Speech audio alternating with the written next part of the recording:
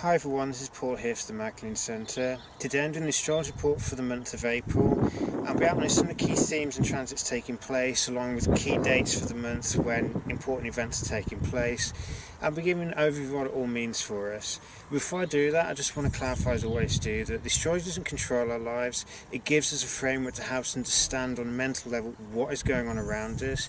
It helps us to identify what are the core areas of growth, the key opportunities to learn from at this time. But for anything to actually change or for us to grow from it, it requires we participate in the process, that we seek to maximise our learning at each opportunity, and that we seek to take the right course of action guided by wisdom, so that what we're doing is in alignment with who we are and nurtures our core self-expression, and we also need to make sure it's not done at the expense of other people. Now, in terms of the astrology for April, we begin with the Sun's transit, because that sets the overriding theme. So the Sun is in Aries for the first 3 weeks or so. So with the Sun in Aries, this highlights a time for us to be taking those first steps towards achieving goals. It's about taking the actions needed in order for any goals that we set for ourselves to manifest. It's looking at if we have any key fears that get in the way of us taking action or tend to stop us from taking the necessary actions, this is a time to face those fears. So Aries gives us that gift of courage, and by that I don't mean fearlessness. What I mean is the capacity to take action in spite of any fears that we may have.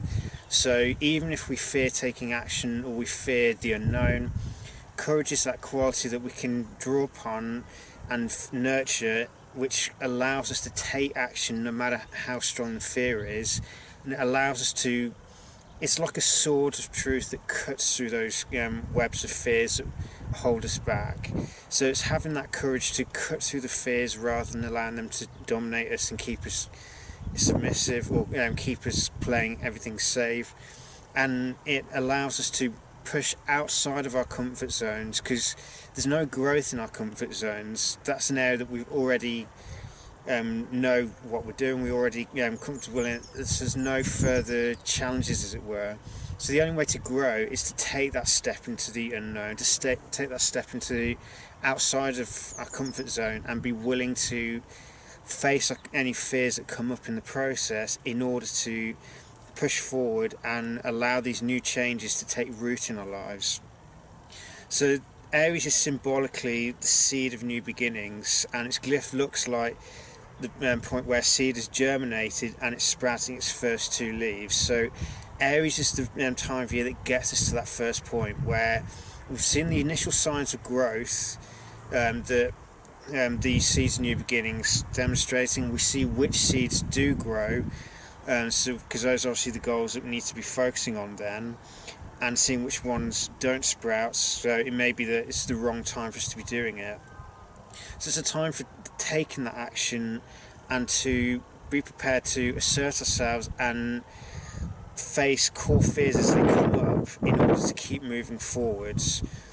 And this then, one of the things we also need to be mindful of in the process, because this is all the positive side. Aries can be very impulsive. It can be it can be very selfish if we're not careful. So it's also keeping that wider perspective at play as well. So it's seeing things in the broader understanding as well, so that we don't just go around taking courses of action which maybe for our own benefit, but don't factor into the fact that it will potentially have an impact on other people. So it's whenever we do feel the impulsive energy of Aries, which can manifest as anger when we face challenges, is to not act on that anger immediately. It's to take a pause and breathe through it, so that the energy of the anger can be taken out of it, and so we can see things objectively.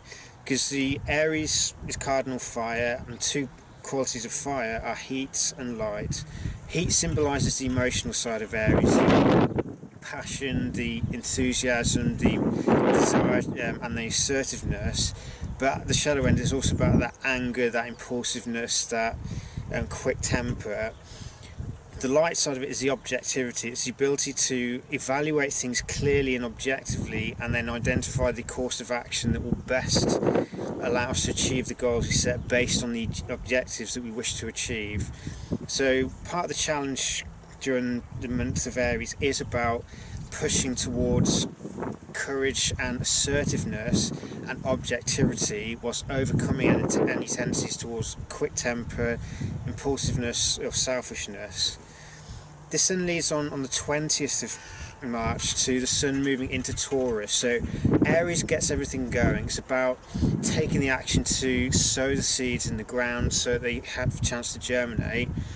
Taurus is the next stage along. So the seeds have germinated. This is the key phase which is often a challenge, because this is where that initial enthusiasm and motivation can wear off if we're not careful.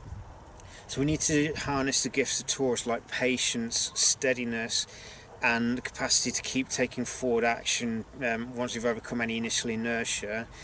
And it's having that patience to do the necessary small day-to-day steps that keep goals going forward, that prevent it from just wearing out.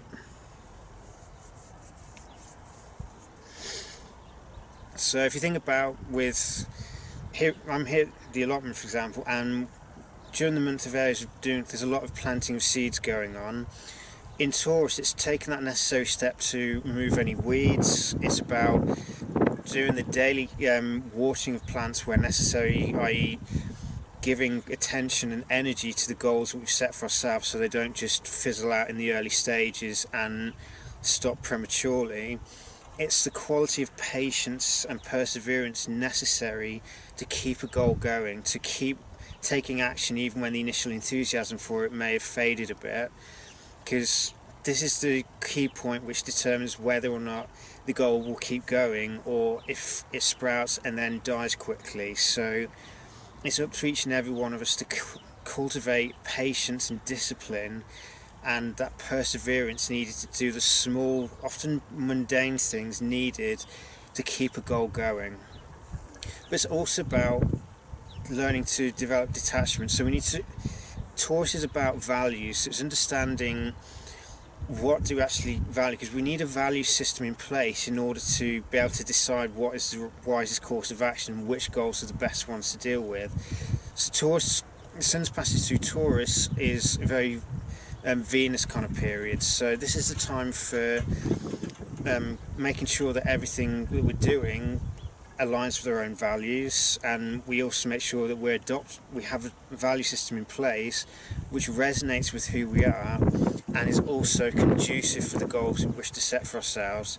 Because if we want to set goals that take a long time to achieve, yet we're someone whose values are based more on instant gratification, then obviously the value system needs to be changed or transformed. So this is the time for bringing the light of awareness to our value systems and making any changes where required to make sure that the value system grounds our actions through a key set of filters that allows us to determine whether it's the right course of action or not. So without values in place, actions can wear us out, as it were. So we need the values as an anchoring point to stabilise the initial growth of Aries. So Sun's time in Taurus, which obviously goes well on into May, this is a time for slowing down, as it were, after the initial mad rush of Aries, and it's also time for aligning with the organic cycles. So it's learning to appreciate that as much as we may want things to happen now, this is the time that teaches us the value of patience, of recognising that it doesn't matter how much we may want something to grow, if it's not aligned, if we're not doing it in alignment with the organic cycle, then it's not going to grow very well at all. And we can't force the organic cycles of growth to move any faster.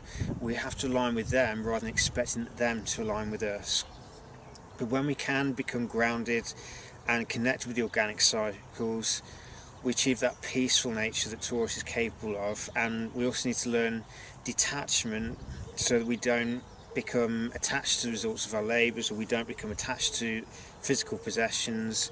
It's through detachment that we can see and appreciate the whatever the fruits of our labours are without the stress that focusing on ownership has. So it's having that detachment to appreciate the world around us but not be attached to it. Now, in terms of the rest of the astrology in April, so the first key date is going to be the 5th of April. This is the new moon in Aries, so this is a time for looking at the kind of new beginnings we want to set for ourselves, but also looking at goals like developing more courage or being more authentic, or overcoming any tendencies towards self-absorption and selfish behaviour that affects the nature of our relationships. And it's developing that initial self-awareness as well. I'll do another video on this in more detail though, because this is something that's worthy of its own video. The next event is going to be on the 8th of April. This is when Ceres turns retrograde up until the 17th of July. So this particular retrograde is looking at nurturing. So Ceres is the great nurturer, if you like. It's about how we nurture ourselves and how we nurture other people. But with the Ceres retrograde, it's more about our own relationship with nurturing. With Ceres in Sagittarius, this is a time it's looking at the kind of nurturing that we gain through having a belief system in place that fosters faith in a broader picture, a broader understanding. It's also, Ceres in Sagittarius is about nurturing our horizons, whether they be our physical horizons, our mental or spiritual horizons. So it's nurturing our own inner landscapes that allows us to expand our consciousness and see things from a broader level of awareness. But with Ceres retrograde, it's focusing it within ourselves, so looking at nurturing that within ourselves first, because we can't really nurture it in other people if we not able to do it for ourselves. So it's going inwards and looking to nurture our own beliefs, or nurture ourselves through embracing a broader perspective of a belief in a higher picture. So it's embracing that reason that belief that everything happens for reasons. It's seeking a broader level of consciousness in our everyday lives. The next event will be on the 10th. This is Jupiter retrograde in its home sign of Sagittarius. So when Jupiter is retrograde, the outward growth drive that we often experience with Jupiter and that desire to make things happen, it all gets turned inwards. Jupiter retrograde is a time for us to reflect on our own beliefs. It's to look at the projects we're engaged in our lives and seeing, are they actually aligned with our own personal ethics? So Sagittarius and Jupiter in general deal with those belief systems, those ethics. But when Jupiter's direct, one of the things that we can fall foul of if we're not careful is to go with the flow or believe what everyone else is in order to fit in.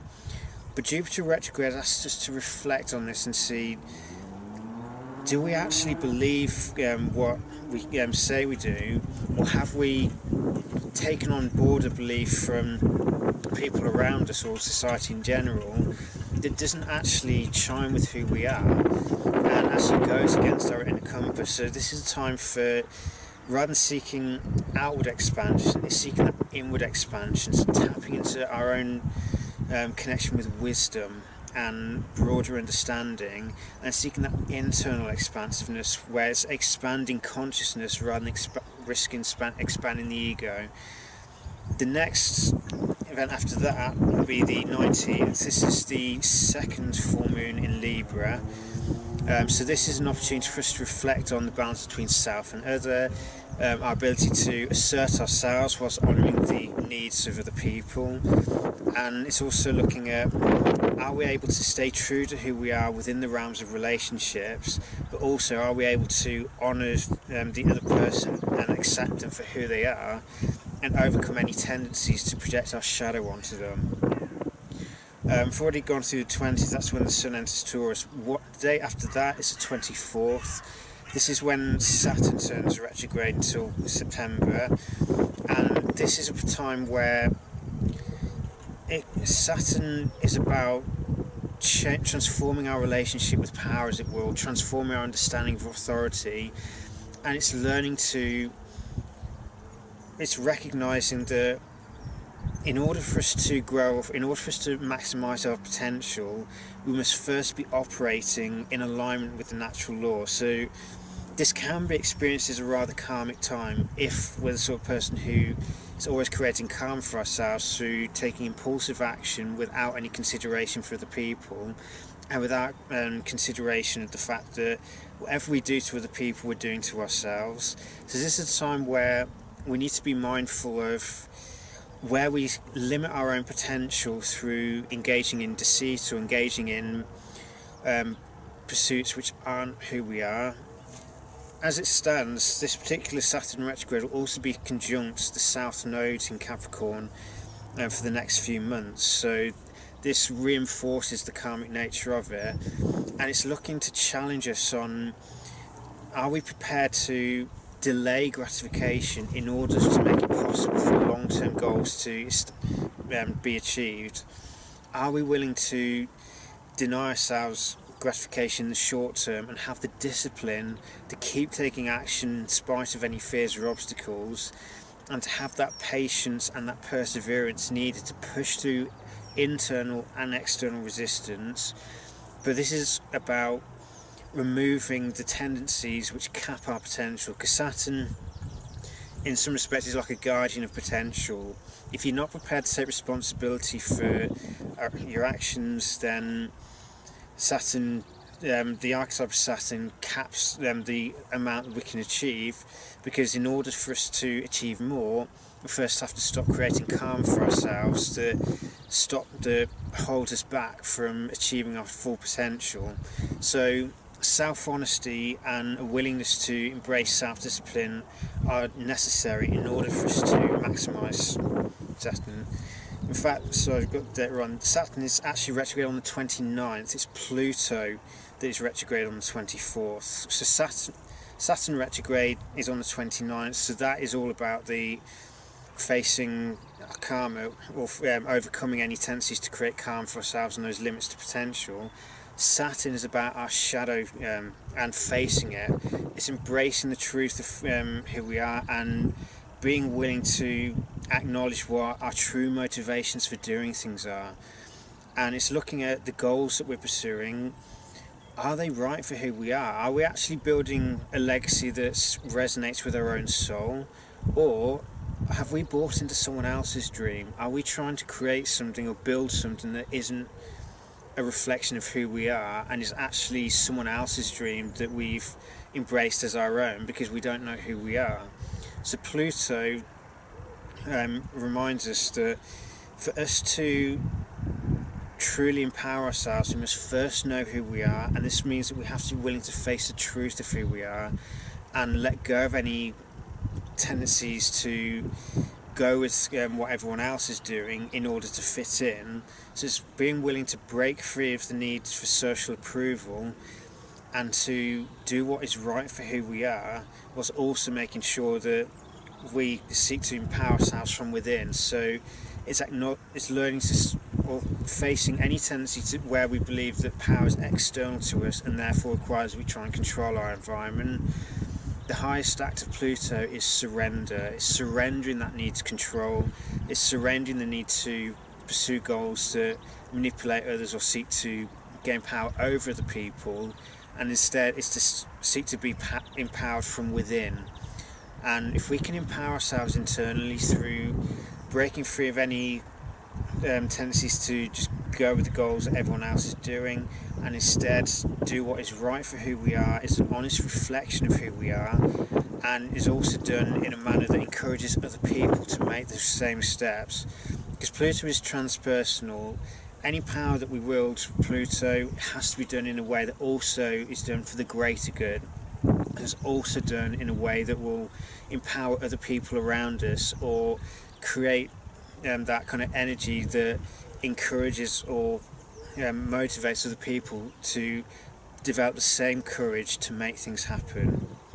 So that's useful guide for April. Overall, this is a month where a lot of the energy is slowing down to push us to develop internally, and it's a time for making sure that we do remember to take action in order for our goals to manifest, but we must also remember to have that patience and discipline, and we need to develop that steadfast qualities and that willingness to keep taking action even when the motivation potentially fades a bit, which is a natural part of any growth cycle. We always have enthusiasm and motivation at the start of it, but often it fades and then we have to try and push to continue it from there.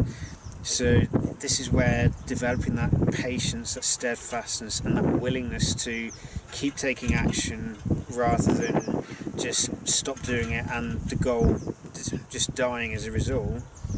This is a time for developing those qualities that keep the goal going and gives it a chance for it to reach its full maturation later in the year. So may the month of April bring you many new insights and a greater degree of self-discipline, self-understanding, self-nurturing, and an opportunity to embrace greater degree of truth that is core. And may this be a month of significant growth, of major changes in your life that allow you to express who you are. And may this be a month where we all grow, we all evolve, and we all start to see the external manifestations of our internal work. So may April bring you many blessings. Take care.